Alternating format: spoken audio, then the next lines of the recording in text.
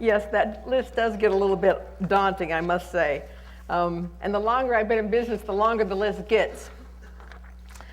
I really love to speak here, and I love to be invited to the UVU. Of course, when I first came to Utah back in 1972, it was a small tech school located next to BYU, and then of course you moved down here, became a 4-year college, and still though, anybody who couldn't get into BYU came here, and now look at you, the largest university in the state of Utah, ranked right up there with the rest of them. My daughter is currently at SUU and looking to transfer up here, and she was talking about going to BYU, and I said, why? When you can come to UVU? And she said, well, Mom, you graduated from BYU. And I said, but I wouldn't if I had to do it over again.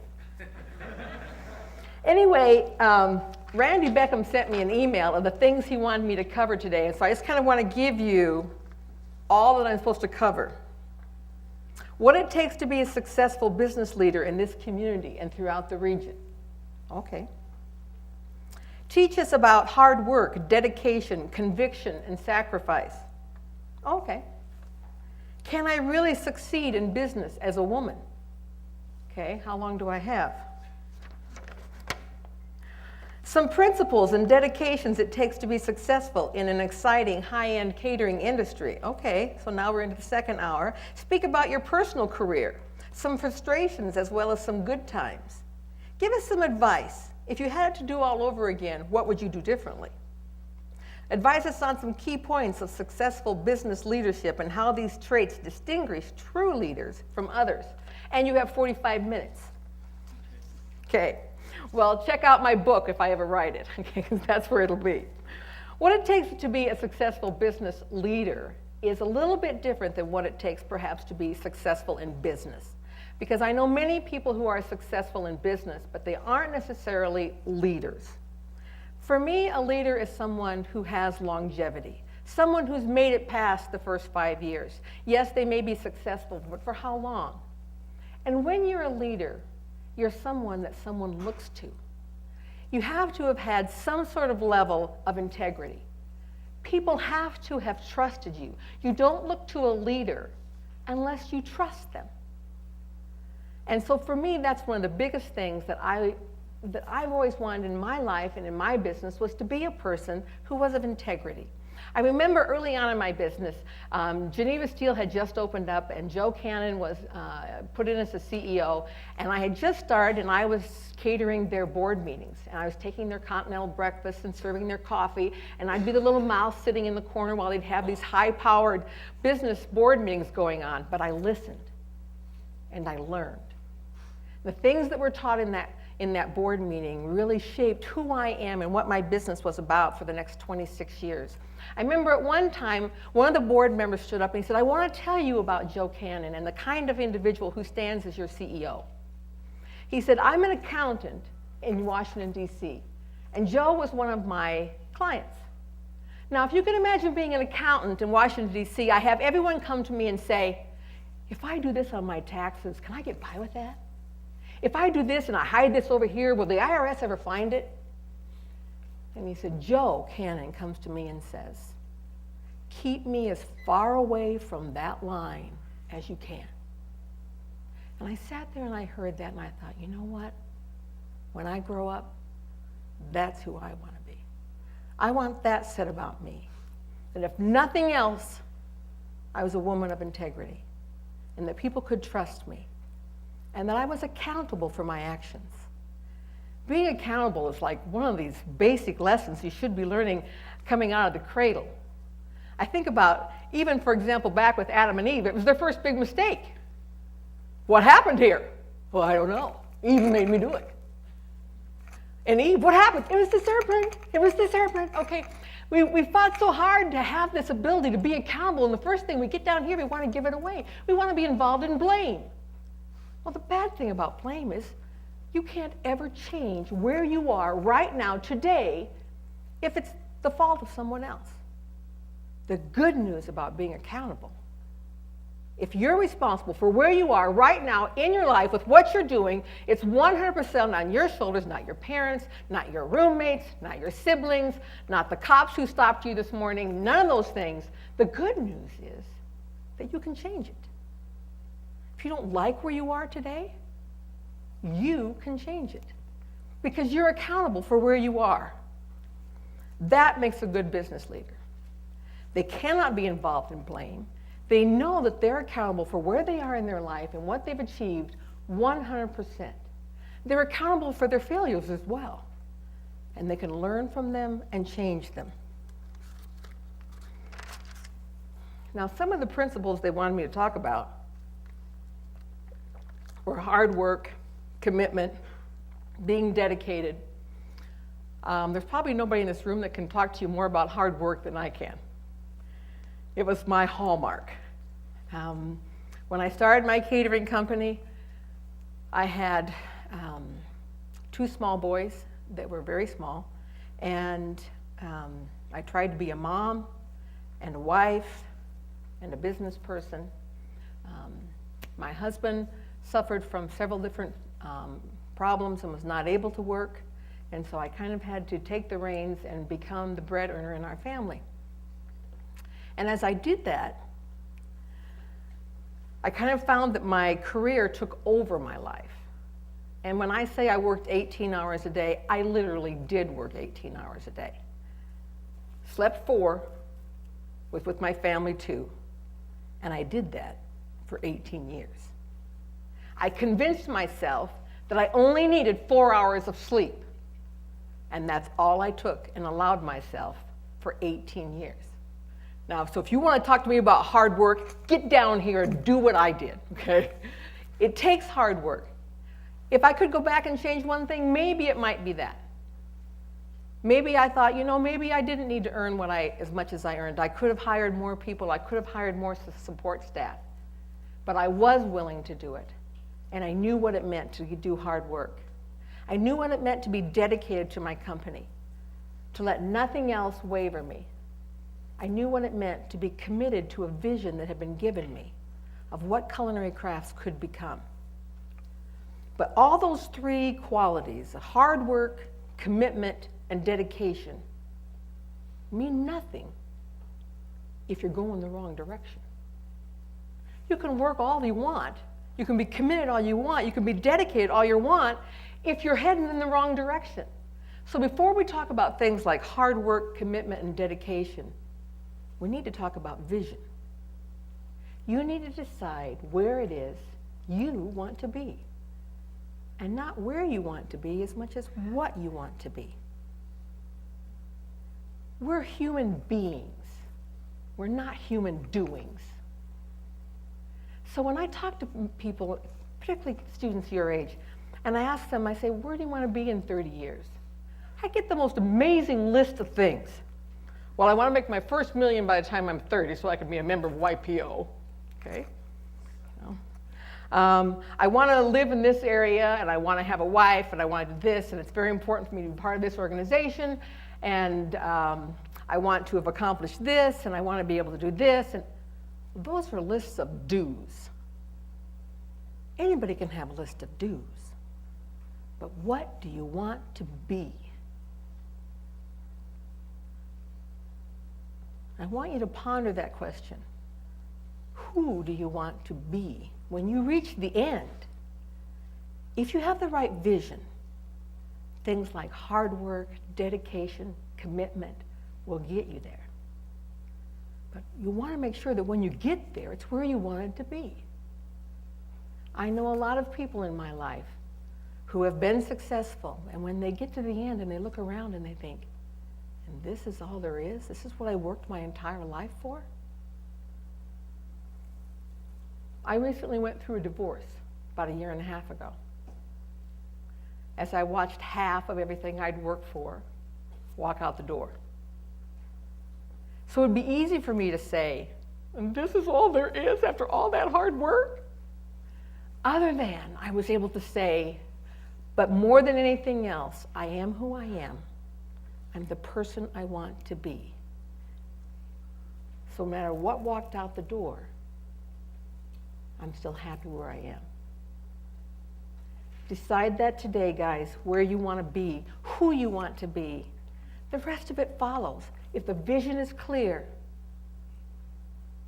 how you do it will flow to you. One of the things he wanted me to talk about was the principle of sacrifice. I kind of don't believe in it. So that's very hard for me to talk about, and I'll tell you why.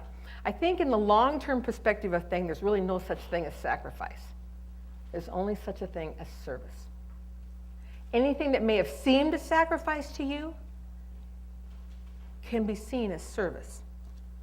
Oh, sure, I could say, it was a sacrifice for me to spend all those years working so hard at culinary crafts. But in reality, it was a service. It was a service to others, to my clients, to myself, to my family, to provide for them. It was a great opportunity for service. And if you begin to see things in terms of how you can be of genuine service, then you don't feel burdened down with sacrifice. I recently I've had a lot of opportunities where students have come and interviewed me. In fact, Mickey just asked me, she said, can I have 2 students come and interview you? And I said, yeah. I had students from Salt Lake Community College come down, and 3 of them, they wanted to do an interview. They had to do a PowerPoint kind of thing. They came. We did an interview with them, and afterwards, this one gentleman, I just kept looking at him through this entire interview, he turned to me and he said, Mary, is there any one last piece of advice that you could give to students? And I looked right at him. And I said, I had no idea what was coming out of my mouth. And I said, have courage, believe in yourself. And we sat there fixated on each other's eyes.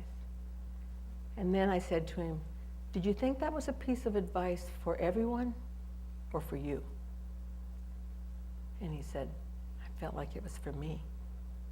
And I said, it was. I made a difference in that man's life that day. It could have been seen as a sacrifice of my time to take an hour and a half out of my day, which is extremely busy, to sit down with 3 students from the Salt Lake Community College. But instead it was for me a great opportunity to be of service, to make a difference in someone's life. I'd like to take for just a moment to talk about something that Randy Beckham didn't ask me to talk about, that I think is a real key to being successful. And that's the principle of living debt-free. You will hear this pounded by me over and over and over again. It's how I've run Culinary Crafts. It's how I run my life. Being debt-free is freedom, and it is power. When I started Culinary Crafts, I made the decision that I was not going to borrow money no matter what. And if that meant I grew slower, then I would grow slower. But I was never going to encumber this company or my family with debt. Now, it's not that all debt is bad, but for me, I knew that it was. Never borrow on things that are depreciable.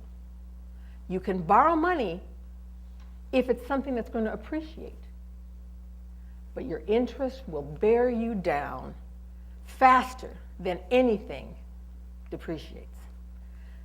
If you want to live debt-free, this is how you do it.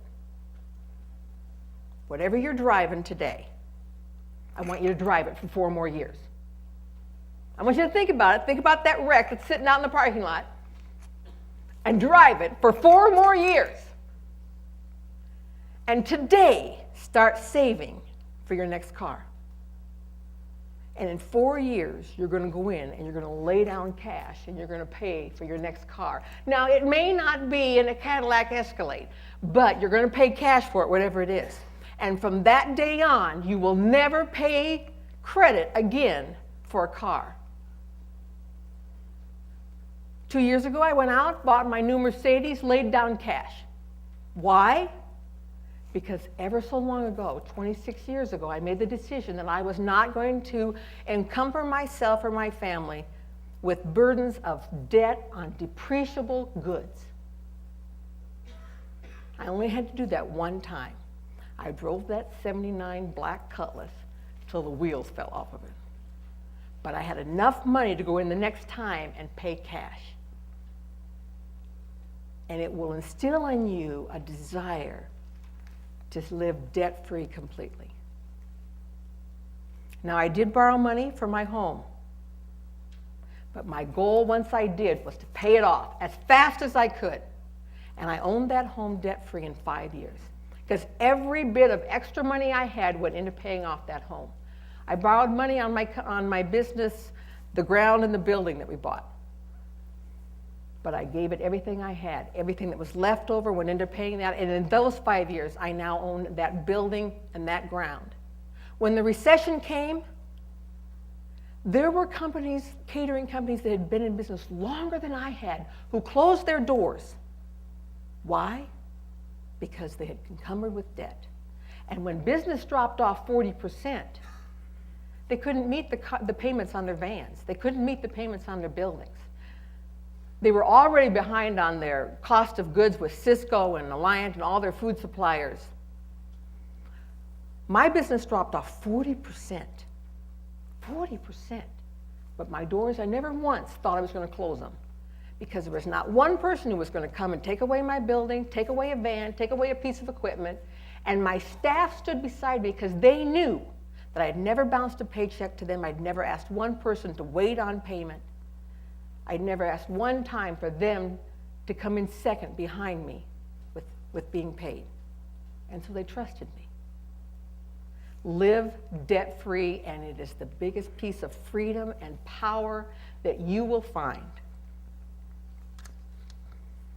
Can I succeed as a businesswoman? Well, maybe. I've never found being a woman to be something that stood in my way of being successful. Maybe that was just the way I was brought up. My mother wore the pants in our family. So I had someone that I kind of watched, but it was my father that was the businessman. Taught me about service, about being there for people, what that meant, about being honest and integrity. What I find more challenging in this community is being a businesswoman in this community. When we first moved into our cul-de-sac, I had the women of the cul-de-sac come out and greet me and tell me how great it was to have me there and those kind of things. And then one of them said to me, "And just so you know, Mary, no other woman in the cul-de-sac works." Ah, okay.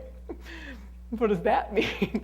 She said, "Well, pretty soon, you're not going to be like working, right?" And I said, probably I will be. And I thought to myself, she's not walked a mile in my shoes. She doesn't know why I work. She doesn't know why that I am here supporting my family, why I'm dedicating so much of my time to doing that, why I take my kids with me into work and they've learned to wash dishes and to load events and to sweep and mop floors. She didn't know anything about my family. But sometimes the judgments of those around us make it difficult as a woman to be involved in business. I tell you, since I've been divorced, I've had so many women come out of the woodwork and come up to me and say, "Oh, Mary, I would love to leave, but I can't. I don't know how. I don't know how I'd support myself." So if you are a woman sitting in this audience, it's important that you have a skill set. And if you're a man, live up to it. But if you're a woman and you want to be successful, my piece of advice to you is this. Approach life as an equal. I see women come into meetings all the time, and they come in with this approach of being coy and demure, and they just this and that. And I think, how can you be treated as an equal when you're coming in here like that?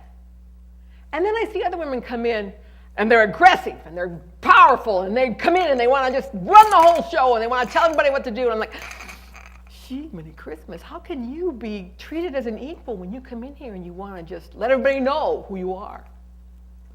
Women, you want to be successful. See yourself as an equal. Act like an equal. Act like the business person that you want to be. And you are equal. Just don't doubt it. Run life in a win-win situation. It's kind of one of my philosophies. We hear that win-win thing all the time. You know, somebody plays win-lose, somebody plays, you know, lose-lose, blah, blah, but I don't think there's such a thing as win-lose. You're either playing win-win or you're lose-lose. Because in the end, if you play so that you win and someone else loses, in the end, you lose too. And you may not be able to see it at the present time. I've had so many staff come to me and say, you know, Mary, I've got another job offer, and so I'm going to take this, and I'm sorry, I have to move out of state, and I'm devastated because they're one of my key employees. And then I ask them, I say, are you sure that this is right for you? And if they say yes to me, then I get real excited, because then I know that it's right for me too. And somebody else is coming my direction. It's going to be even better. Okay. And I don't live in that world where if I win, you lose. But in all situations, I try and negotiate win-win. I'm not perfect in my catering company. We make mistakes. You know, I'd love to say that we've never disappointed a client, but I have. But when I go to them, and my first question is to them, how can I make this right by you? And what can I do? And when I take accountability for who I am and I want to play win-win, they play back the same. I've never had one client take advantage of me and say, well, I want my whole event free. Instead, they back down and they take a look and they say, well, I appreciate you taking accountability, and you know, this is really kind of what I'm thinking, and if I could just have that $200 refund to cover that small part, I'll be happy. I'm like, wow, and I was willing to give them $2,000, you know. But when you approach life with that win-win situation, it doesn't matter if you're a man or a woman, you win. One of the things he asked me to talk about was how to be successful in a high-end catering business. Well, if all of you are going into catering, I'll definitely discuss that. If you're not, I'm going to talk about something a little bit more general. And I think that the same thing applies to being successful in catering as applies to being successful in any career. I happen to choose the high-end side. I wanted to be a caterer that was involved in the creme de la creme of events, things that I could be proud of every single time I went out. So one of the things that I was committed to was the principle of excellence, that I wanted to be about excellence. Now, not about perfection. Perfection will eat you alive. But to be about excellence, to be the very best that you can be. Yes, we've been awarded Best of State Caterer 7 years. And so when we're selling, we sell ourselves that way. We're the best. We're the best there is. So when we go out and we arrive on site, people's expectations are like, ta-da! You know, they're not down here thinking, oh God, these guys are the best, they're not going to do very well. No, we're the best. When we show up on site, their expectations are like up here. And the pressure's on my staff. They know that. Every time they walk out the door, every time they go into an event, people's eyes are on them. Whatever happens here is the best. And so the pressure is on. But to the best is what best is. It's not perfection. It's excellence. Be about excellence in whatever field you endeavor into. I make money by selling a quality product, but I've grown my business by being an expert at it. And I want you to think about that for just a minute, and how that applies to whatever career you're going into. You can make money by selling a quality product, but you grow your business by being an expert at what you do. Now, of course, I didn't have any training to be a caterer. I graduated from the Y in social work. Okay. I never worked for another caterer. I had no idea how to do the entire operation. I started from scratch, just by the seat of my pants and by a gut feeling of what I wanted to be when I finished and at the end of the game. And I can remember one of the first times I had somebody call me and say, do you do poached salmon? Oh, absolutely. You know, I took down her order and I hung up the phone and I said, we've got to get to the library, because we didn't have the internet. We've got to get to the library and learn how to do poached salmon. Okay? So, you know, it was one of those things, it was kind of a school of hard knock type of situation for me. And so I didn't know a lot when I started into this business. First time someone ever called and asked me if I did a crudité basket. Yes. Absolutely. They say, well, what do you put in your crudités? Well, we have a lot of choices. What things do you like to see in yours? Well, I like to see the normal things like carrots and celery, but I also like some asparagus, baby corn, vegetables. It's a vegetable basket. Okay, great. And I was able to talk to her all about that. So, it's a growing process. And along the way, I became an expert.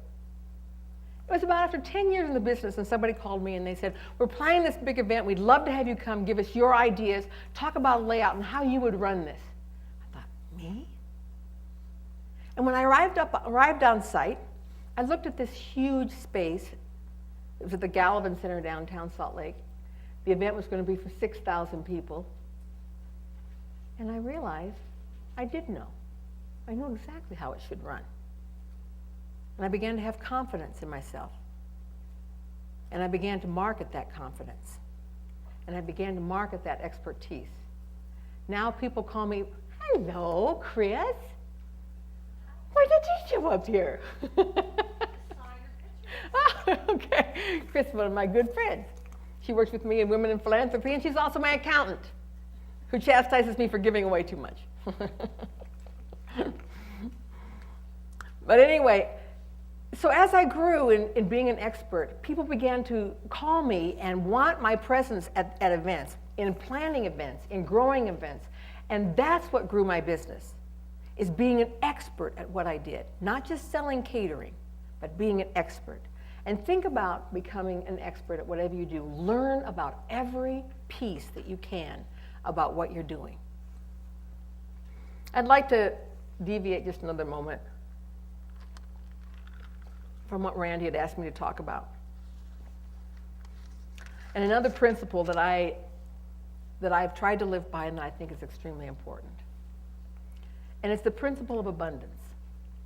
Now that's kind of a funny kind of a principle. And a lot of people hear that and they think, oh, she lives in abundance. That must mean she makes tons of money.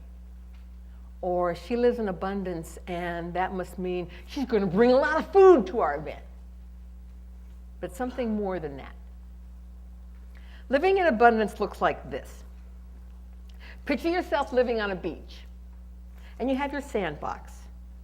And you have your shovel, you have your bucket. This is your space and you live here. And next to you is someone else. And they have their space. They have their bucket and they have their sand. And you're happy as a lark with your sand. You look over here and this person's sandbox is not very full. And they're kind of, floundering just a little bit because they don't have a lot of sand to play with. Well, that's okay, I've got plenty. So you're scooping away and you're just giving that sand away as fast as you can. And then you notice that your sand is getting a little low too. So you slow down what you're giving away.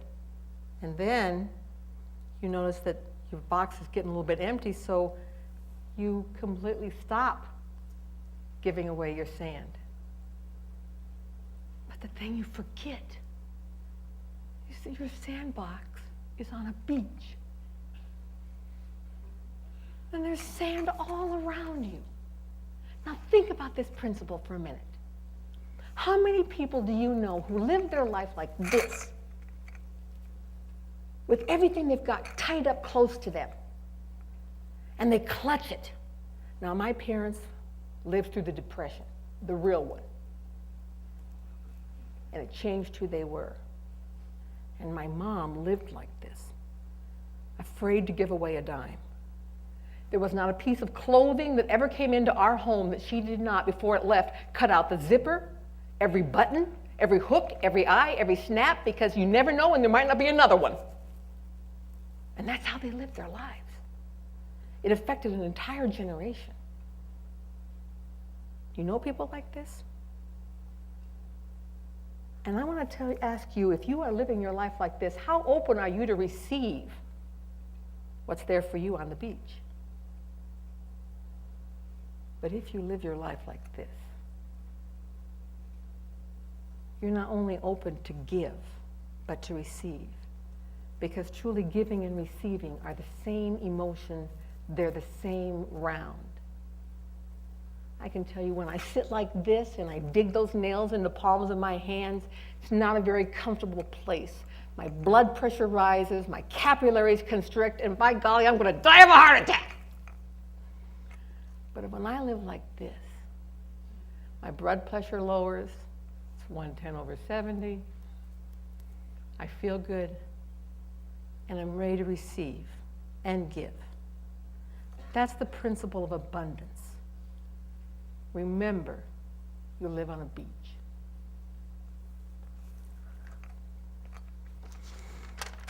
My personal career, I chose to be a caterer. Why? Well, first of all, I love to entertain. From the time I was little, I had my friends over, I'd make little tea parties for them, all those kinds of things. But I found that catering was an opportunity to serve others, to be of service, genuine service. You'll still see me today out bussing tables, asking people, how was everything? Can I get something for you? Well, let me grab that for you. I work right there in the trenches with my crew. I found it someplace that I could live the principles of excellence and abundance, integrity. I got to use my people skills, my organizational skills. I got to be creative. I got to do hard physical work, use my business head, create beautiful things. And after 26 years, I still love to go to work every day.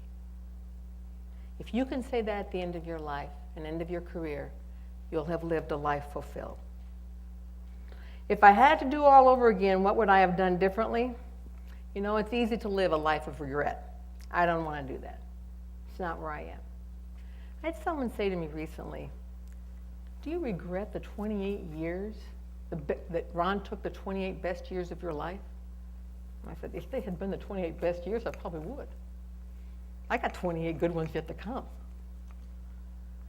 I don't live a life of regret. Every single thing that I have passed through has led me to where I am today. I am who I am today, standing here in front of you because of all that's passed behind me. I don't look back and think, oh my gosh, I wish I'd done that differently. Oh my gosh, this was differently. Every one of those pieces brought me to where I am. And so if I was to say, okay, Mary, well, you could give up the value of being patient. And then you wouldn't have to have gone through all those different things. That value is so important to me. Let me tell you, it's important to my children and my grandchildren to be patient. And so those things that I passed through brought me to this point. So I don't live a life of regret of what I would have done differently. Because everything that I went through brought me to where I am today, and I'm grateful for every single one of those. It's why I'm here. You know, there are some times you look back and think, just prior to the Olympics, Sports Illustrated said to me, we had their contract and we were supposed to do 3 mega parties where the who's who came. And they said, we want to do something really different, something really edgy, something that's never been seen before. And I said, okay, well, like what, reinvent chocolate? You know? And they said, no, but I know you'll come up with something. Okay, well, that was the year 2000. So I began to think, what could I do that no one has ever seen before? So I began to look. And in Toronto, Canada, I found something called a chocolate fountain. Never seen before in the United States. So I flew up there, I bought 8 of them, came back down, used them during the Olympics. The Wall Street Journal came and did an article on chocolate fountains. Now, within 1 year, everyone owned a chocolate fountain. And now, I wouldn't use a chocolate fountain if my life depended on it. I hate them, okay? But everybody wanted one. And so the distributor, the person who was manufacturing them in Canada, said to me, hey, Mary, would you like to be the U.S. distributor of these fountains? Oh, no. No. I'm a caterer. No. I mean, like how to make $60 gazillion in 2 years, to sell chocolate fountains, because everyone wanted one suddenly. There are things like that come and go. But, that I didn't take that opportunity, but who knows what opportunity I would have missed had I taken that. I remember when Tahitian Noni first started, and they had their group of 6 people, and they met at Carrie's Acey's home, and he asked me to bring some food in. I went over to his house, I took some food, and I was listening. You know how I always do that listening thing? And they're in there discussing how they're going to start this giant multi-level company. Afterwards, Kerry came out to me and said, Mary, you should really become involved in this. You're kind of a salesperson. I think you can work in that multi-level field. People would follow you. Now, I'm a caterer. Yeah. No. How would you like to have been one of the founding 7 people of Tahitian Noni? Okay? That would have been nice. But had I done that, whatever I did live through, I would have missed. And I would not be the same person today. Would I be a different person? Yes. Would I be somebody I like better? Probably not.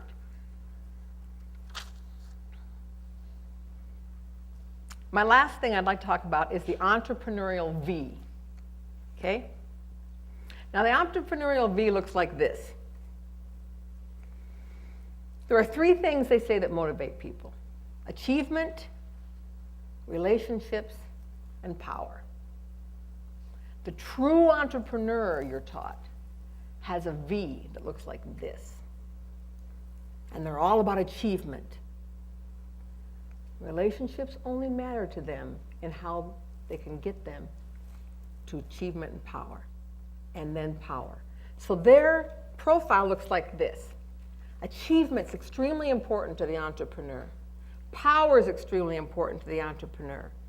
And relationships have a little bit less importance to them. Now, depending on how steep your V is, they say the true entrepreneur is a pretty steep V. And the relationships only have value to them if it can bring them power and achievement.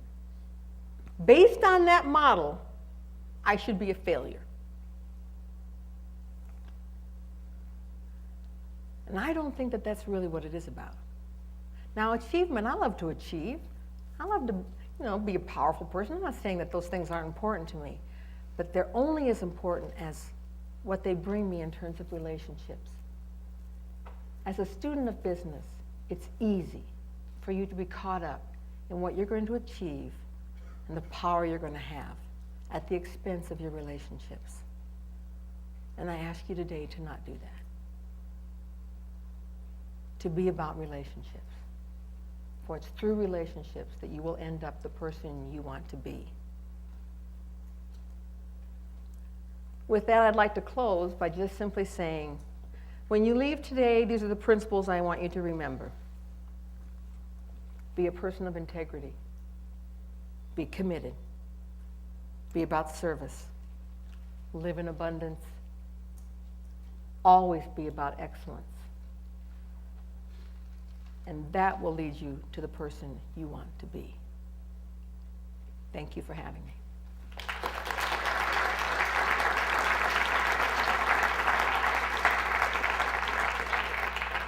I think we now have a few minutes for some questions, and so if you have any questions, please raise your hand or speak up. Yes. You talk so much about not going back and living a life of regret. What would you do for your next venture to help develop yourself to who you want to be? For the longest time, I ran my company vertically. I was at the top, and I had everyone else underneath me. What happens when I retire, which I have in mind in 3 years, okay? When I go away, this vertical company is in trouble. So I decided to change my management model to be like this. And I installed a management team of which I am one. And I guess I had the final vote, but the other management members of this team are equally important, and they all have 1 vote. And so from this team, I'm able to build a stronger business that I can step away from. And from this, I can accomplish more.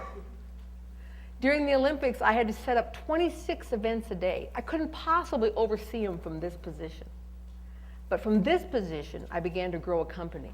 Now, my idea with Culinary Crafts is to expand our footprint in the marketplace. This is a hard place to expand from. This I can expand from. So now we're in the middle of developing mail order products that we can sell on QVC. I'm in the middle of that. I'm writing a cookbook. I have 3 in me, and then a 4th one on my life experiences. So watch for it. If you want to be connected, you can go online to my company's website, culinarycrafts.com, and click on my Recipe of the Month Club, and there I send out a free recipe every month, tell you a little bit about life and what I'm about. Another thing that I'm working at developing is a concept in Salt Lake in the new City Creek development. We're going to take over a venue there, work with a cafe up there and expand and perhaps do something called CC Tastings. And you'll come to one of my restaurants maybe. So I have lots of things and lots of ideas. Some of them may come to fruition, some of them may not. But whatever it is, my vision keeps expanding, even at age 57. Anyone else? Yes? You talked a lot about pretty much not heading in the wrong direction and yet being committed, working hard. And you mentioned getting about 4 hours of sleep. How do you, in the midst of being so busy pursuing this end, keep that perspective, keep yourself going and not just say, oh, geez, is this really worth it? This is hard, and know that at the same time, just kind of like telling a fat guy, hey, exercise, you'll feel better, you can prove to him all the facts you want, but how did you keep that commitment in yourself to keep going? I wish I had the answer to that. I know I did it. For me, it was about commitment, and for me, it was about survival. If I didn't do it and I didn't provide for my family, I knew we were going to be on welfare. And so when you have young children in a family, you can do a lot of things that you didn't think you were able to do before. And it taught me a little something about myself. That I have the kind of conviction inside me to do whatever is put in front of me. Whatever it is, I know I can do it. And having lived through that, I know that. But also that there's a time and a season for everything. And I looked forward to the season when I was not going to be living on 4 hours of sleep, and to pace yourself. But I also paid a price.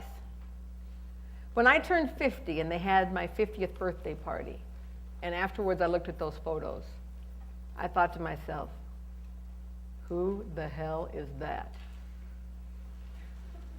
She looked old. She weighed 240 pounds, because that's how I got through life, and I dealt with life. I didn't have time to exercise. Whenever I was emotionally drained, I ate, and I ate whatever was quick and easy. And in a catering business, that's either desserts or baked goods, okay? It's tough. And I decided I'm starting a new phase, in a new season in my life. And since then, I've lost nearly 90 pounds. And since then, I made a commitment that I'm exercising every day, no matter what. And I am strong physically. Somebody want to come down here? And I'm in a different phase of my life now. But you have to decide what phase you're in and know it's your season.